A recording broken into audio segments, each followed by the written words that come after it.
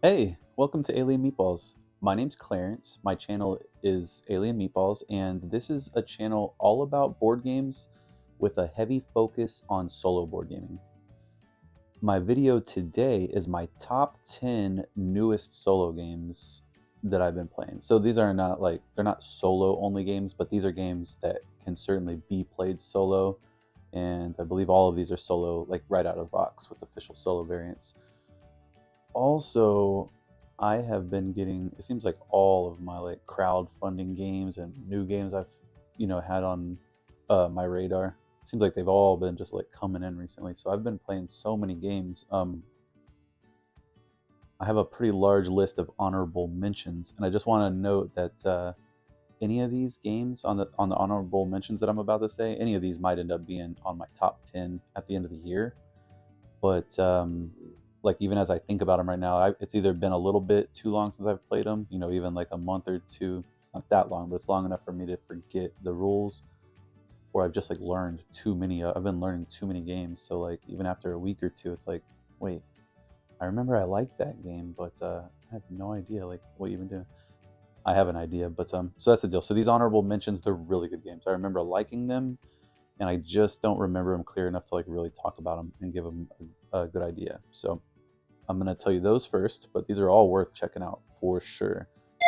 Hey, real quick, I just wanted to let y'all know that I've launched a new website for alienmeatballs.com, and basically I'm going to be selling off a bunch of my games. I'm just running out of room, just not enough space, not enough time to play them all. But so I'm going to be selling off a bunch, really good prices, good condition. I hand pick or like hand count all the components in all of the games. They're all in really good condition. Most of them have only been played solo, by me and maybe a couple times. And if there is any damage on anything, though, I'll make sure to like photograph it. Fast shipping. So yeah, if you want to check it out, right now there's only a few games, but my goal is to add to cull about 100 games over the next month and a half for the holidays. So I'll try my best to add a game or two every day or so, or how it works out. But yeah, keep checking. I'll be adding them. Awesome. Just wanted to tell you that. Alienmeatballs.com. Come Together, Daybreak, Race to the Raft, Lawyer Up.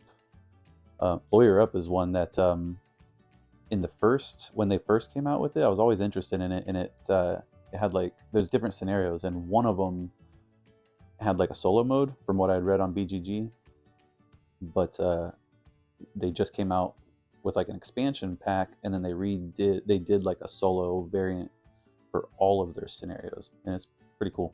The next one on my honorable mentions is Isla and Something Shiny. Super cute, like narrative game. Age of Comics, Lords of Ragnarok. This one I have a feeling I'm really gonna like. It's very heavy, and even the last time I was playing, like I'm liking it, but I'm still going through the motions, not really strategizing and stuff. But I can tell when I get past the learning curve and can actually strategize on what I'm doing, it's going to be good. Similarly, Voidfall. Voidfall is kind of the same thing. Voidfall is a big 4X, but I mean, it's beautiful. It's cool. And super fun. The solo, it's all really good. But there's a lot going on. There's a lot to that game, and it's just going to take more plays to really get it down. But so far, I do like it. I'm just still going through the motions of learning. And last one on my honorable mentions list is Expeditions. Really like that one too. So yeah, if you've seen any of those and like found them interesting, this is me telling you I have played all of those and they are good. And I would, yeah, if you could get your hands on one to play and try it out, I think they're all worth trying out solo. So then to onto the regular list, so we're gonna start it. Top 10 of my newest solo or games that I play solo from this year so far. So I don't know if these all released. I think all of these actually released this year, but they're definitely new to me, and some might be like revisions, but they're all like pretty new releases. So okay, number 10 is 20 Strong. Okay, so 20 Strong is by Chip Theory, and It's really cool. It's a little game. It's a little dice game, and basically you have 20 dice, and they're all different powers. So you have like weaker, a little stronger, super strong, and then what you do is you pick a deck of cards. They're like kind of all their own little themed games, and you're gonna play against them. So like they have Too Many Bones, they have Hoplomachus, and then the one that I played, it's called Sentinel or something. I believe it's a world or theme that they made, as far as I know, just for 20 strong. But basically, you're like these metal alien transformers. The artwork of like all of them are like very silver, and these splashes of red, like done on like a foil card. The artwork looks really cool. So that's kind of the vibe of the theme on this one. But basically, in 20 strong, you have your 20 dice, and I haven't played all the other ones. I've only played this one, so I don't know how much they change in between. But I imagine they're going to do so much with this game, where they can come out with a deck for everything they want and make little changes here. So you have your 20 dice, and in Sentinels, you take you have a stack of bad guys, and you divide them into 3 different stacks, and then you have a boss. And there's different bosses you can fight against, but you'll have one boss, and you don't know who it is yet. And what you're trying to do is each turn you're going to flip over a card from one of those 3 stacks, and it's going to be the bad guy that you got to fight. And let's say I need to hit him like 3 times to beat him. So I'm going to pick whatever dice I want to roll. I could roll all of them if I wanted to. But let's say you're trying to reserve your dice and make all those 20 last until the end. So let's say I'm like, okay, I'm going to roll 3 of my dice. And I roll them, and I get 1 hit. And I need a couple more. Well, depending on the hero that you pick, they're going to have some different stats. The hero I played as, stats gave me 2 chances to roll dice. So basically I can roll my dice, see what I get, and then I get 1 more roll. And at that point, it's cool. I can keep the ones that I want as my hits. And then I can also choose to add in more dice. So if I really got unlucky and I didn't get any hits, I can say, you know what, I'm going to go ahead and add like 3 more dice into it. And you can slide them over, and then you can roll those, and you can roll any of the other ones that you want to roll too. You roll them, and then that's it. You see if you beat the bad guy or not. And then all of those dice get exhausted, except one of your other stats, it lets you bring a dice back and put it back into your pool. And like my hero that had like 1, I could bring back 1 extra dice. So you really have to strategize and think about the dice you're choosing, kind of pushing your luck kind of deal, but it's pretty fun. And then each of your bad guys, when you beat them, they have like a special ability or a weapon. So sometimes you can do like an ability right there. It might say bring back 2 of your dice, or you might actually put it in like a little tableau of weapons, and your guys can hold, depending on your hero, you can hold a certain amount of weapons, and then those might give you special abilities like flipping over some die, modifying your dice, or hey, later in the game at some point you can bring back all the dice you played. So you get all these cool things. So you'll be beating bad guys, getting cards, playing them, being able to modify your dice rolls, and just trying to get through. As soon as you get through one of those stacks of bad guys, then you can fight the boss. And then you fight him kind of similarly. He's just a little stronger than the others, and sometimes he has minions. And sometimes when you fight a bad guy, they'll have like helpers too, and there'll be multiple. So it's cool. It's really neat. A lot of times I'm the kind of solo player that I like these small games, but I really gravitate towards like the very big games. But I do think I'll probably play this one a little bit more than my other small games. Probably take it on vacations for sure, because it's so small, but still like has this crunchiness and depth. And because you can have all the different decks, it'll keep it fresh for someone like me who likes to always be exploring new stuff. And I'll probably get every deck they come out with, and I hope they come out. Oh, they had a spoiler for one that is another world that's it's like fairy tales and stuff, but it's not one of their other worlds, which is cool, and that's what I hope they do. I want to see them just keep on coming up with new creative worlds and some of their other games. But anyway, that's 20 strong. Highly recommend it. It just came in from crowdfunding, so don't know, like a lot of these are going to be like that, so sorry, I don't know their availability right now, but I'm sure most of them are going to come to retail, if they're good games. Hopefully most of them. Number 9. My number 9 is Unmatched Adventures. Unmatched Adventures, if you're familiar with Unmatched, Unmatched, is it's always been like this one-on-one little skirmish game. I pick a character, you pick a character, 2, whatever, and then go on this map and fight each other. I've always been interested in it. I see it at the store, but I don't get it because it didn't have solo. Well, Unmatched Adventures is their first box set, and it has 2 AI controlled bad guys that you can fight, and it comes with some heroes, and also you can use any of their pre-existing heroes. So right away I played a couple games, and the next day I went to the printed meeple, the local game shop here, like 2 minutes from my house, and I remembered seeing that they had boxes there I always look at. So I went and got a couple Marvel characters, and then I was playing with them too. This one's really fun, y'all. And again, it has the mix and match that keeps a game fresh. So like, I am sure this is the start of Unmatched has already been just coming out with stuff all the time. Now they're just going to keep doing it with all these bosses, which is cool though. So like, say they come out with a new box every few months or 6 months, and be like, cool, here's another set of bosses we can play. So in this box, it came with like Mothman, and then one I haven't played yet is like a UFO. And it's cool. If you're not familiar with Unmatched itself, your heroes each have their own little deck of cards, and you'll be playing your deck of cards to move your guys and fight and try to attack the other people. Well, now in this one, the AI also has its own deck of cards, and it's very smooth and easy, and it'll be telling you what the AI is doing. The maps that you play on have their own special little rules and stuff, so this one's really cool. It's fun, pretty easy to get into. You're going to have so much replayability, mixing and matching. And then even with only 2 bad guys, you could play it over and over as like a different hero every time. And so I've been playing it as 2 heroes. Like 2-handed, I guess. But I just like it feels a little bit more lively when I have 2 characters, and it's super easy to control. So that is Unmatched Adventures. Okay. Number 8 is Earthborne Rangers.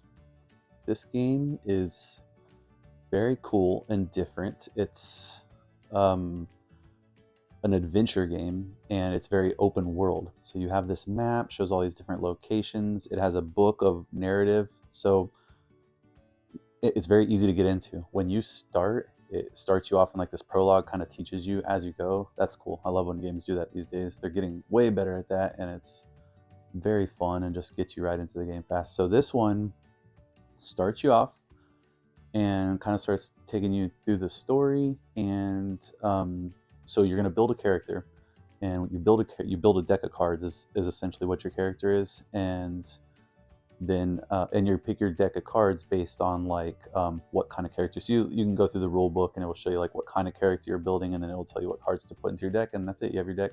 And then the other thing you decide on to create your character is your like attributes.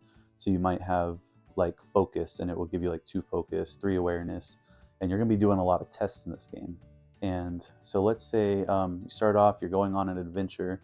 Every adventure starts at a location. So you're looking at you have this map paper, and you'll be at a location. Every location has a card. You have a little card on the table, that's where you're at. And then every location you're at has a little deck of path cards. And the path cards is created from the location you're at, as well as the path that you took to get there. So if you just traveled through woods to get to this location, you're going to have woods cards, and then that location's specific cards. And then that's your path deck. And then you start playing, and you'll just you'll be encountering these cards and taking tests to interact with them. You'll be going through this like different cards will have you read you have a whole book of narrative, and it will be sending you on missions, talking to people. There's lots of characters, and it's very open-ended. So when you open world, so like when you start the game, it sends you off. You're basically starting off as a brand new Earthborne Ranger, and like you just became, I guess, graduated or whatever into being a ranger, and they send you off on your first mission that everybody goes on, and then that's what starts you off. And when you complete that mission, you won't necessarily have another mission to just go straight into, or you might. It depends on like who you've talked to, things like that, and if you've opened up these other missions to go on, and then you kind of go wherever you want. And then so like I've played it a few times, and there was a point in between my last 2 like main goals I was going for, where I was like, I don't really have anything exactly to go for. And so I picked a location on the map that I think I had heard someone talk about. Seemed like it was kind of interesting. Oh, I remember, yeah. And then there was someone had talked about, and they had heard that there was a lot of treasure in this place. I'm like, okay, well, naturally, let's just start going that way. And so you'll be traveling through the world, and then your deck of cards, it's kind of like you build your deck as a person, but it's not like a deck building game while you're playing, because you only go through your deck one time in a day, and then whenever you decide to camp out, you will refresh everything, refresh your deck, and do that kind of thing. And so while you're playing, the way that the tests work is basically like, let's say I'm going to do a focus test and I have to get a 3. Well, if I have a focus of 2, that means I have 2 little focus chips, and I can, let's say I take both of them and say, okay, I'm going to play 1, 2, and then you might have some cards. It might say this is a focus test, so you can play focus chips, and you can play heart symbols or whatever symbol it would be. But then you can look, you have your cards in your hand, and they all have like an ability on them you can do, and then they also have symbols at the top, and you can use them as those symbols to add to a test. So multi-use cards. And so let's say I have one of the matching symbols, so I put it in there. That gives me 3, a decent chance to pass my test. And then there's a challenge deck. When you're ready to try to pass the test, you always draw 1 card, and it's going to modify that focus by like plus or minus a little bit, and then you see. So I started with 3, say I flip the card, it's a -1, and bump you up or down whether you pass or fail. And so that's how you're going to be doing tests. And then you can also, you have those cards, the other way to use them is you can actually play those cards into your little tableau, and they're like weapons, items, clothes, things like that. And it's really cool. And you can start getting like little mission cards. And then the way that the narrative kind of works while you're playing is it'll remember things based on, you have this like piece of paper, and as you do memorable things that might change the story, you'll write them down, and then later in the story when you're reading something, it'll say like, if you've seen this happen, or if you've wrote this in your book, do this, if not, do this, if not, and that's kind of how it guides you through the story. It's really cool. I highly recommend it. It's fun. I've only played it a few times into the story, so I haven't gotten too far into it to see if there's any like any long connected story. Right now it reminds me a lot of Sleeping Gods, not in the mechanics, but in the way the story is, how you can just go talk to someone and kind of branch off and go follow these like little stories. And to me that's fun. So if I feel, I've always liked Sleeping Gods, because if I just want to go on an adventure, same thing as with Sleeping Gods, like I've heard people say, oh, it's too long, I can't finish it. I'll sit down and play Sleeping Gods for 3 hours, go on a couple small little adventures, and I feel good. Like, that's a good session for me. And even if I don't pick it up and never finish that campaign, I had fun. And this game's kind of the same, but this one has been more linear because you're building out your deck and upgrading your cards. You'll get, when you do a mission, you might get a reward, and then you can customize your deck and get cooler stuff in there. So Earthborne Rangers is my number 8 right now out of my recent solo games, and it is super cool. This one just started coming out, so I keep my eyes on it and for a chance to play. And then especially just because it's so easy to get into, like I said, to me that holds a lot of value these days with all the games coming out. If you're like me, like just always like really into like trying new things, it's very nice to get a game that you can just start playing. That reminds me of, have y'all seen the app Dized, Dized? A lot of these crowdfunding games have been making deals for them to do a tutorial. I love those. Like, you don't have to read the rule book, anything. You just download this app, and if they put it in there, it has like an animated process, that tutorial that walks you through. You just set up the game and start playing. It walks you through like all these turns, and then before you know it, you know how to play. Oh man, that is one of my favorite ways to learn a game right now, because you can just set it down, set it up, start playing the game, and while you're learning it, you kind of feel like you're playing it anyways. It's very cool. All right. If you have any games, like, you can download the app for free. So it, just download it, and you can see they have a bunch of games in there. And if they might have a game that you have on your shelf of shame, or a new one that came in, and then you might be able to play it. Now, I think some of them cost money, like to get the specific game, but the ones I've done so far have all come like the crowdfunding games. When you crowdfund them, they'll give you like a little code, and it lets you get the tutorial for free. Anyways, definitely worth checking out if you haven't heard of it. Number 7 is Destinies, but specifically Witchwood, the Witchwood expansion that came out.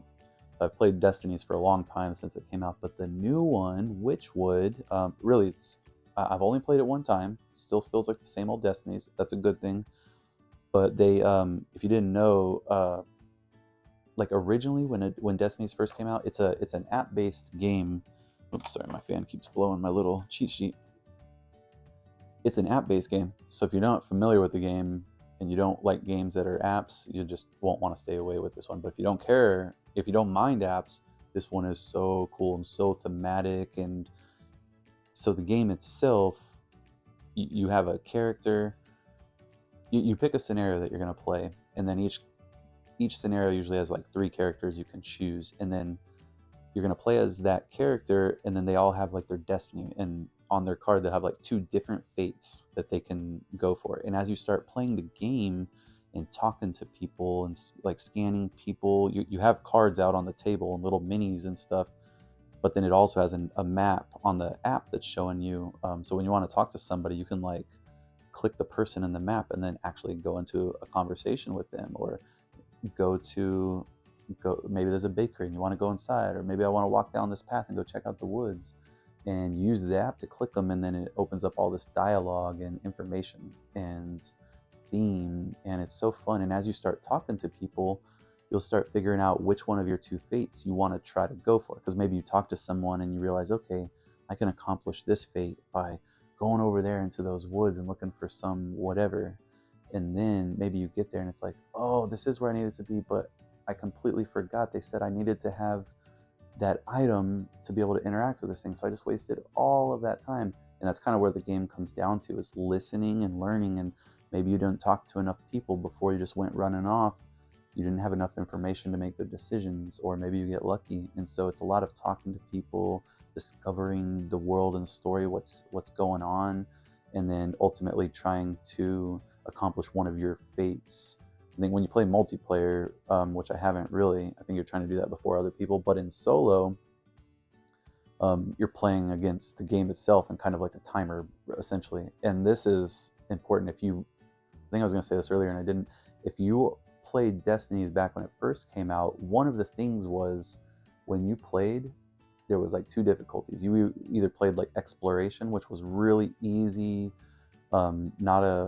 not very hard at all. You can just kind of explore and do what you want. And then there was the game of like the harder version, and it's timed, and it was really hard. It felt like there was no time. You just had to be perfect. And I think the idea of the game was to play, lose, play, lose, play, lose. You keep getting better and better and better. To me, I'm not that into those kind of games. I don't like to replay the same things. I like to move forward. I like losing forward. I don't want to play, learn a little bit, play. That's just not my style. Even with that being said, I still played Destinies and lost a lot because it's just so fun. I just wouldn't play it back to back.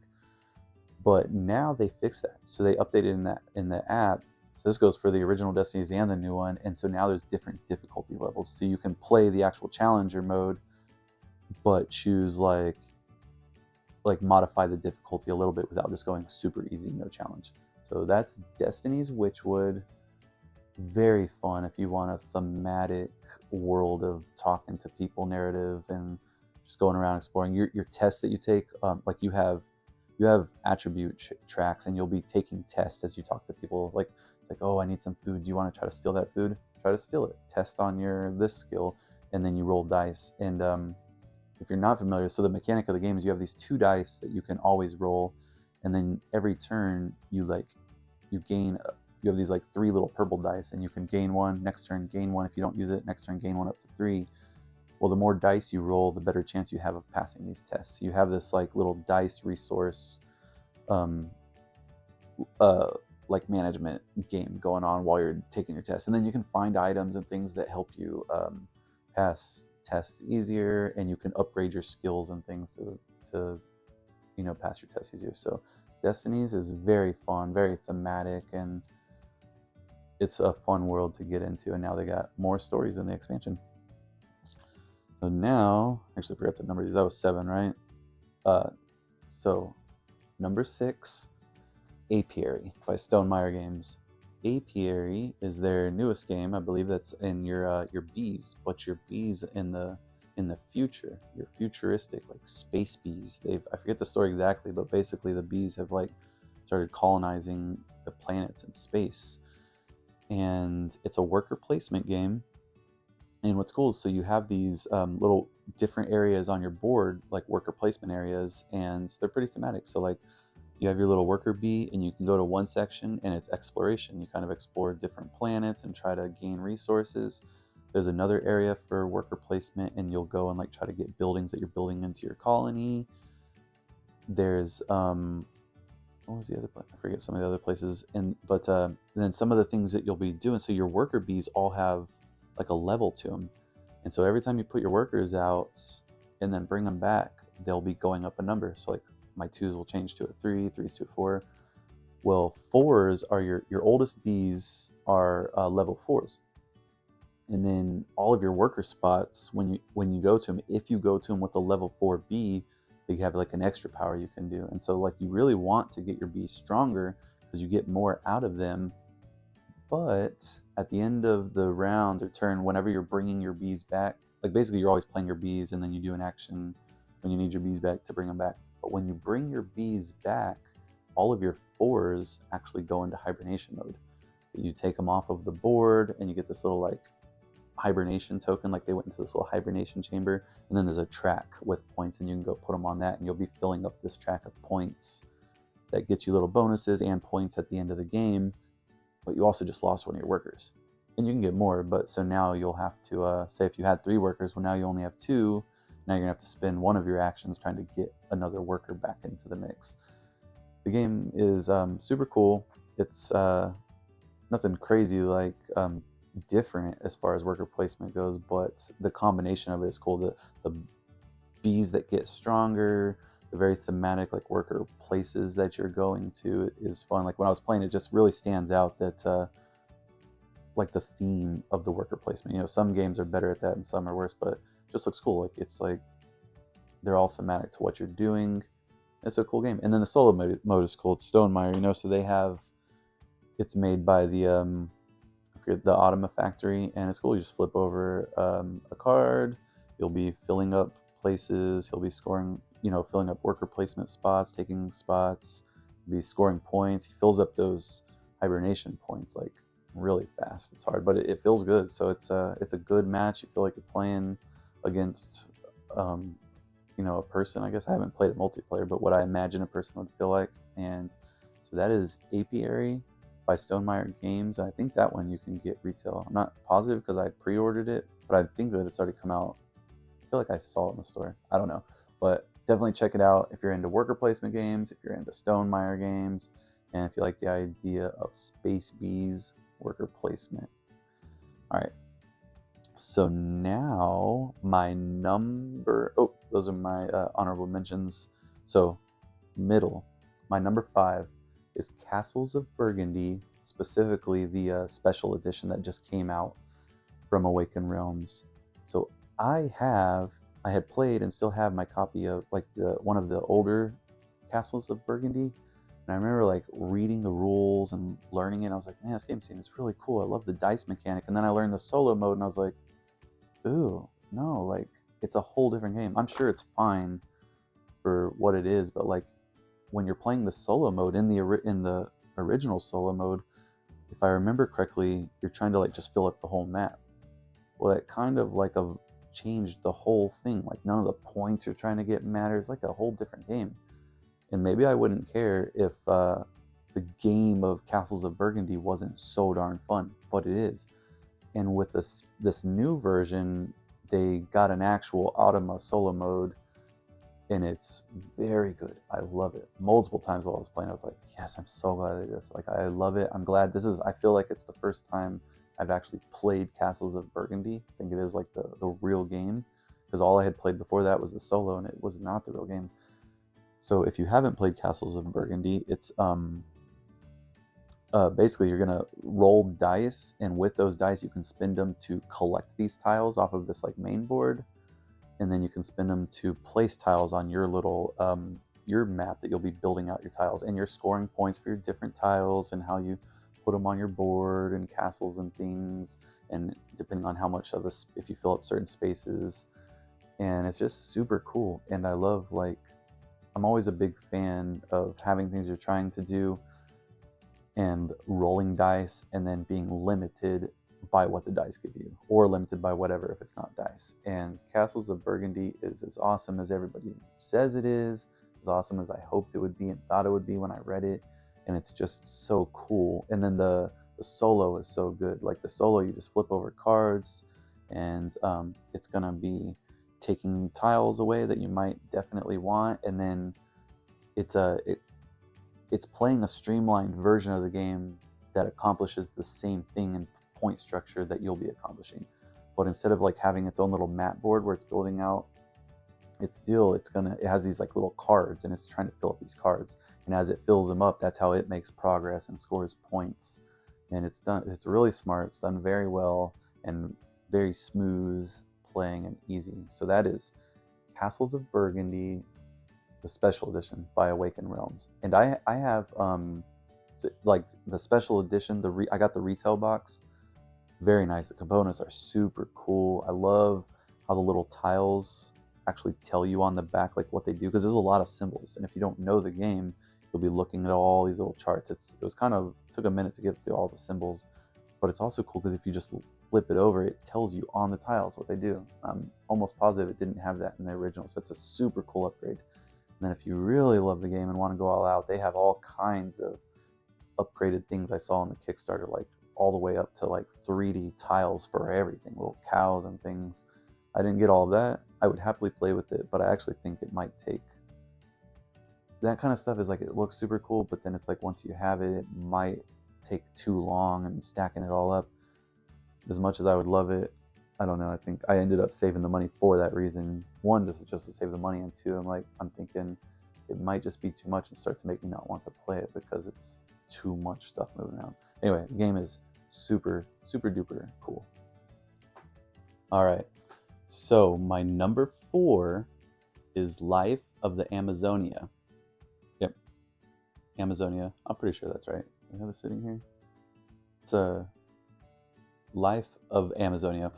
So this game, it's got amazing wooden meeples for all the cool little animals. And so basically in this game, if you've played Cascadia, it has a lot of similarities to that, but essentially you're going to be putting out tiles. You're building out a rainforest, and then you'll be putting like these little animals out in the forest and trees and things, and then you'll be scoring points based on your location of those different creatures and everything. And it's very cool.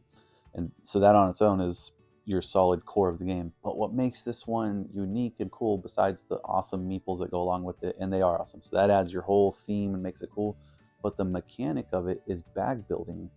So maybe like you'll be building out this bag of different resources. It starts off pretty like cheap, like most things do, like most bag builders or deck builders go. You'll be drawing out kind of crappy like resources and things, but as you go, you can make your bag better and better and start targeting like maybe instead of getting like a 1 resource token, now you can start getting these 4 resource tokens. Well, what you're going to be doing with those resources is basically buying your animals and things to put them out into your rainforest and tiles. And so it's so cool because maybe I really want this frog to put over here, but I have to draw out of my bag and use the resources I get. So maybe I didn't get the resources that I need. And you know what you have in your bag, and you're gonna go through it multiple times in the game, and then shuffle and make it better. So it balances out overall based on the bag you're building. But in any given moment in the turn, like maybe I really want this frog, but I don't get the resources I need to buy a frog. Maybe I got the resources I need to buy the leopard over here, but the frog, no. And then you're playing against the solo AI, and they're going to be taking things too. So it's like maybe there's 1 frog left, and then they take the frog, and it's like, oh my god, I just needed that so bad. So you're always on your toes. And I think that's what makes it such a fun game, is that you can't just do what you want. You have your strategies and things you want to do, but the bag building limits you each turn to what you're going to be able to do. So, it's just really cool. And then the beauty of it with all of the meeples and how fun it looks. It's a very good game. I highly recommend trying to play this one. If you like games, like just the first part that I described, where you're trying to collect points by placing tiles and things on those tiles. There's a lot of games like that, but then incorporating deck building where you can't just get anything you want, or not deck building, but bag building. Super cool. So that was my number 4. And that one I know, because I had backed that on Kickstarter, whatever it came out on, and I was backing too much stuff, so I ended up backing out of that one, but it just came to retail, so I was able to go to the store and just pick it up retail. So that one should be pretty available. My number 3, this game was, this is one of my most highly anticipated games out of all of my Kickstarters. There's still, I think my most highly anticipated one is Uthia when that comes out. Oh my gosh, I'm really so excited. But this is one of my other ones that was super exciting, because I'm gonna give you a little anticipation on this one. But if you're familiar with Mystic Vale, it's a card crafting game. I love that game, but it's a deck building game, card crafting. So if you're not familiar with card crafting, it's essentially a deck building game, but say you have like your 12 cards, instead of changing out your cards, say your card at first has like 1 action on it. Well, during the game, you can actually add extra actions onto that card. So by the end of the game, you play this card, it has like 4 things you can do. And then that's what's card crafting. But it plays similar to like a deck building game, because you're building it and getting it stronger. Well, Mystic Vale is such a cool game. It was the first one that I played that has this card crafting mechanic. But the rest of it, it's like there's not a whole lot of theme to Mystic Vale. You're just playing like a straight deck building game and focused on your building out your cards and then trying to win. And I always wanted to play like the card crafting mechanism, but in a more thematic game. And now I have it in Dead Reckoning. So Dead Reckoning uses the card crafting system, but you're pirates and you're sailing out through different islands. Essentially, what you'll be doing is traveling from the harbor, and then going to different islands, trying to build up buildings on islands, build them out, get treasure off of them, take loot and treasure to different islands and make money. And then there's also an AI pirate ship floating around, and you guys will have to fight sometimes, and it's so cool. And then you're using this card crafting mechanic to help you get along. So like maybe by the end of the game, you have a couple cards that have all these cannons on them.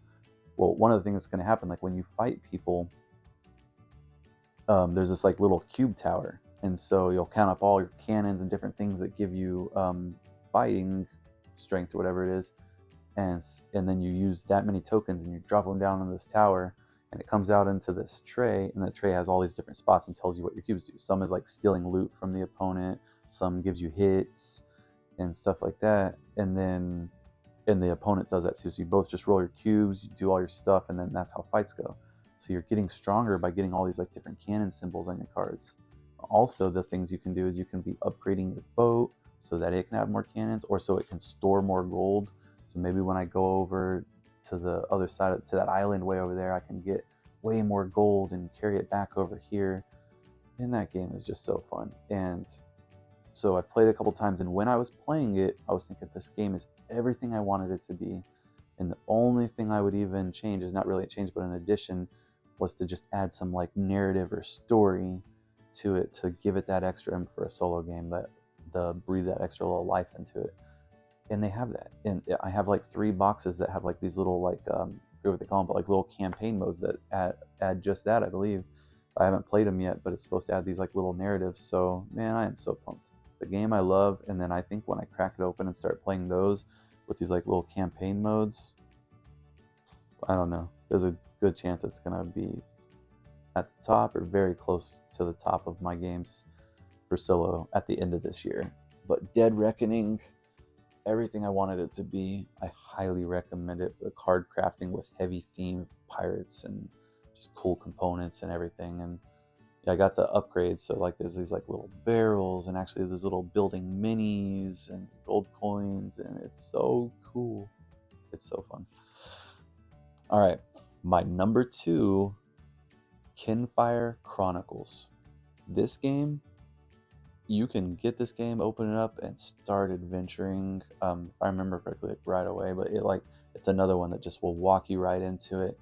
This game is it's all about going on these adventures and then you'll have these little fights. But the story is really good. So in Kinfire Chronicles, what's happening is like darkness is taking over the whole world, but you have these like lanterns with this like magical kind of light they call the Kinfire, and the light is keeping the darkness away.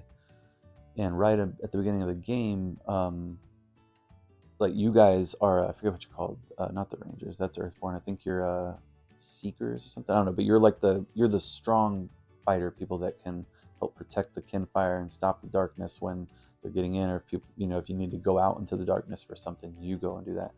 Well, right off the bat, you're going to go over to this to this other little village off to the side that does have some Kinfire, but they're having some issues and they need you to go help. I don't want to spoil stories and stuff, but the story is very fun and makes me want to keep going.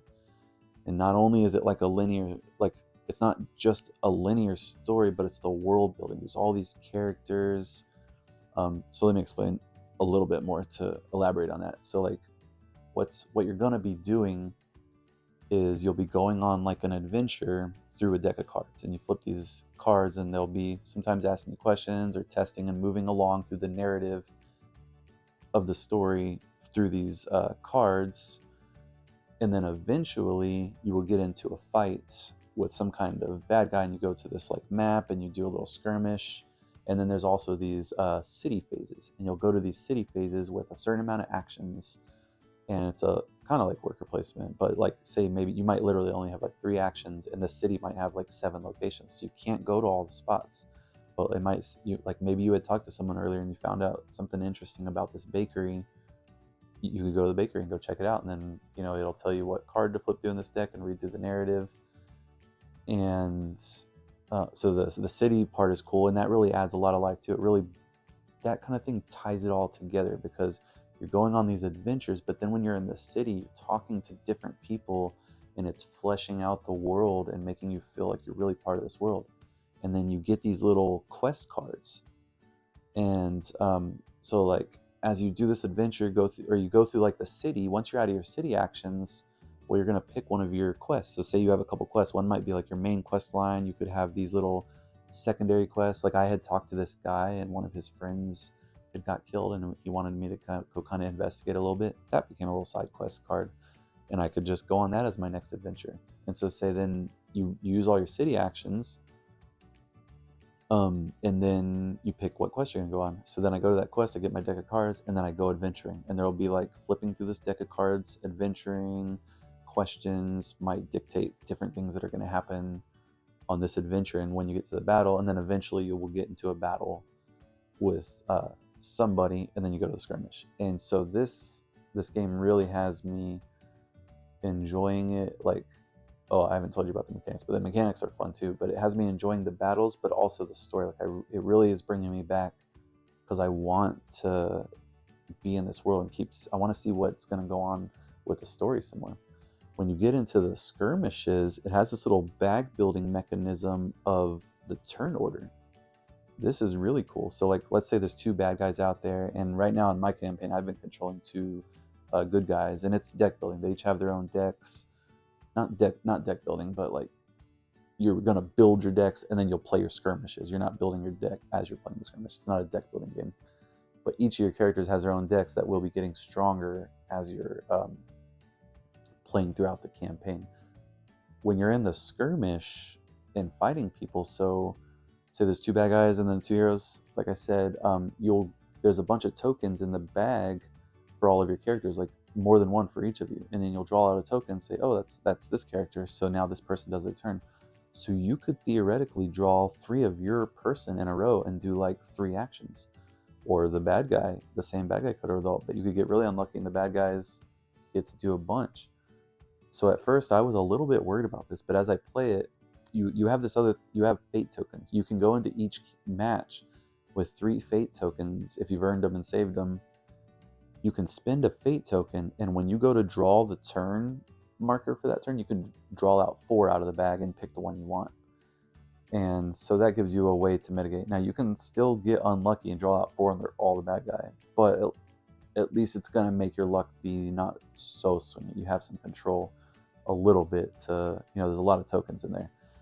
And it's very cool, because what I found is naturally makes you start saying things that you would in a fight, that makes it feel like tense, because like I might be in this battle, we're doing these things, and I'm like, oh my god, like please let me get one more hit on you before you attack me, and it feels tense like that. And then you draw it out, it's like, oh yeah, so I get to do it, and then you have your cards ready, and then you play it and beat them, and yay.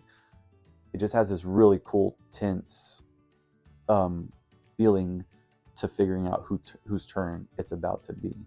It can go good, bad, random, but like even if you lose a fight, it's not the end of the world. The game keeps moving forward, it's still fine. And then if you win, you might get some extra stuff, so it's still cool. It's like, it's okay if it's swinging. It makes the game, it's not really that swingy, but if it's a little random, and it makes the game way more fun, and you're not out of it or anything, so nothing too bad is going to happen. But man, I love it. It's really cool. And then your skirmishes, you're playing your cards. It has this cool cooperative mechanism too, to where like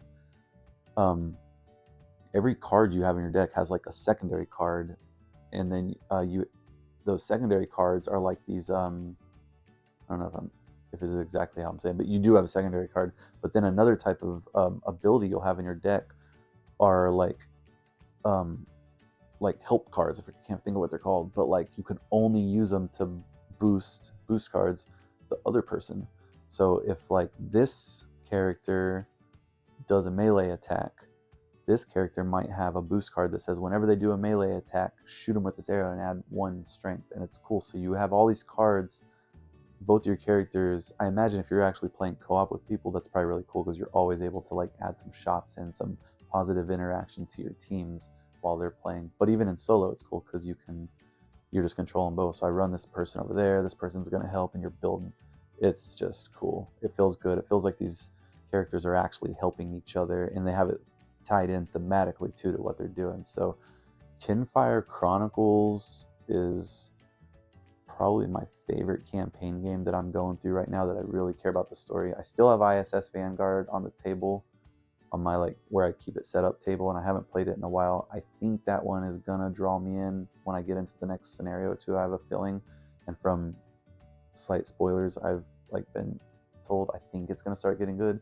But up until now, the premise is the only thing keeping me going, but the stories that I've been getting haven't really been making me want to, like, I don't feel like I'm getting anything story-wise that I care about to see on the next one. There's nothing like ongoing, but I think that's all about to change. That's ISS Vanguard, so that might become one of my favorite campaigns. But right now, Kinfire Chronicles is like my campaign that I think I'm going to keep busting it out and playing a mission or two every week, because it's just so fun. I plan to keep going through that one. Components are really good. I think there's 2 different versions. That's like either full color standees, or you can get the upgrade that's full color acrylic standees, and those are so nice. The only thing that sucks about those is like everyone has this film, like plastic film on both sides of the acrylic.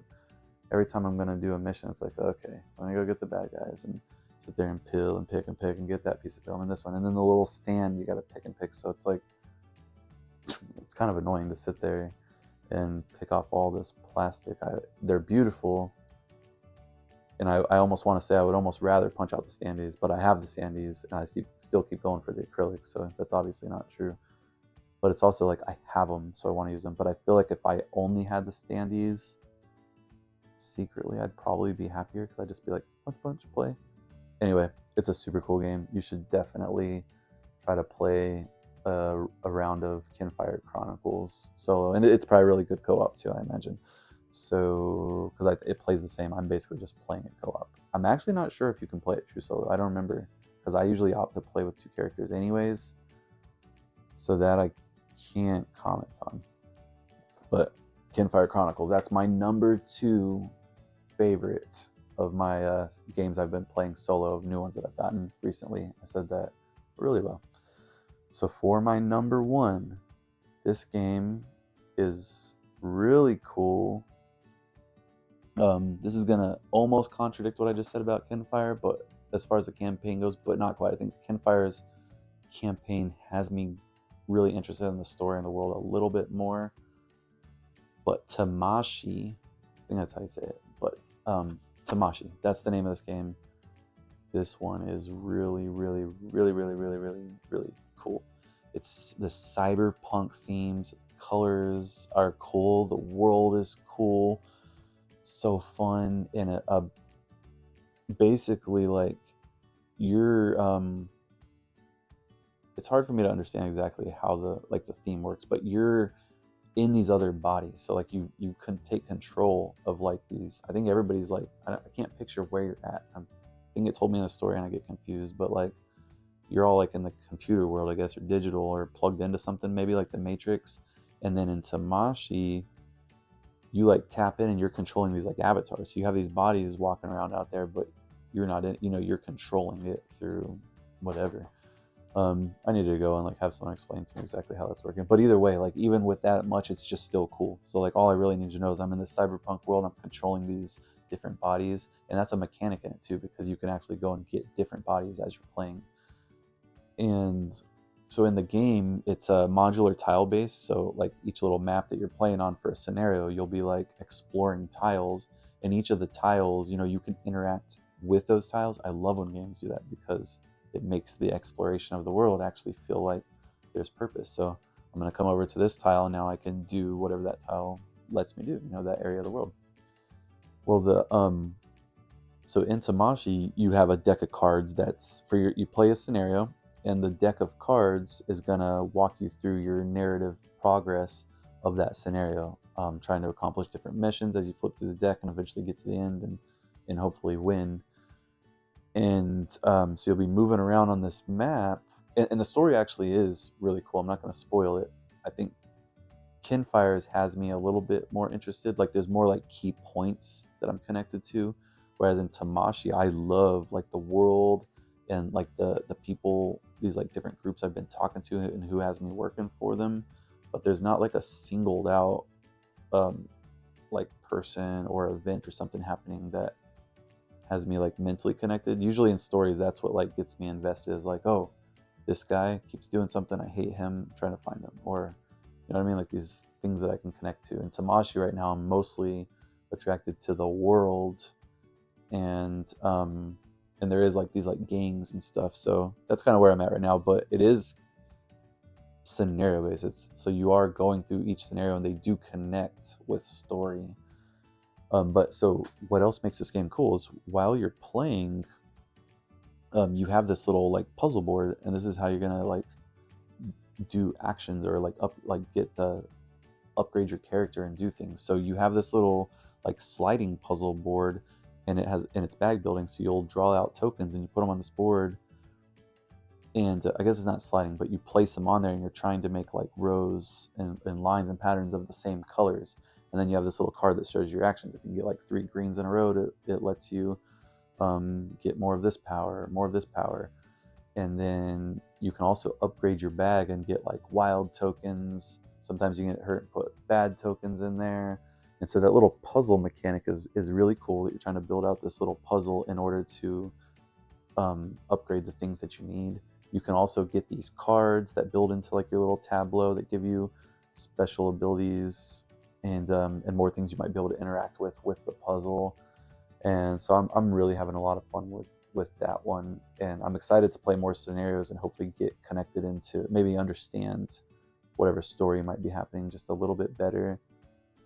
Because I think like if I can even like remember, maybe there's something in the story and I'm just not remembering it as good. If I can get connected into a little bit of the story parts and look forward to like something I'm trying to do, that would just like take it over the edge. And I have a feeling it's there, and I'm just either not remembering or maybe I'm just confused about it. But either way, with all that being said, it's still my number one, and I love it. And the game itself, the mechanics are just really fun to play. And like you have these like when you're exploring around, there will be these enemies that they'll find you, and then they're like following you around, and you got to battle them. And there's this cool little like battle mechanic too, with like dice and things. So yeah, Tamashii is really cool. I have no idea.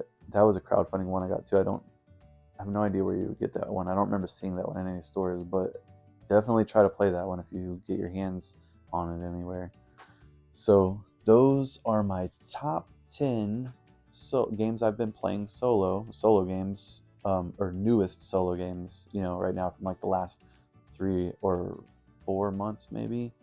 They're all so good. And don't forget, honestly, those honorable mentions are actually all so good too. All these games I think are worth playing. They're all very good, and I think any one of them, even the honorable mentions, might end up being on my actual top 10 list at the end of the year. Which I think I did one of these top 10s earlier in the year with all the ones I had been playing, and I was thinking there's a bunch of those that could have been on my top 10 list. So it's gonna be interesting. There's so many games that have come out this year that are good. When I do my official top 10 list, I think it's going to be a little bit hard. This one was already a little bit hard. I mean, honestly, the only thing that made it slightly easier was to put some on the honorable mention, and you saw that's like a list of like 8. It's just because I can't remember them as good. But I think if I could, like Voidfall, man, if I could, and maybe Lords of Ragnarok, but like Voidfall, I was having a lot of fun with that one. And I think when it starts clicking better to where I can really strategize, that might just be like so amazing, because like it's so smart and cool. But yeah, anyway, so I've gone on long enough. Yeah, thank y'all so much for watching. If you liked the video, please click like. If you want to see my next videos, just click the little subscribe, because then it'll make my videos pop up and it'll notify you when I post out videos. And that's all, so it doesn't cost you anything, but it does help me out a lot. So yeah, thank you all so much. My name's Clarence, the channel's Alien Meatballs, and thank you so much for checking out the video. Have a good one.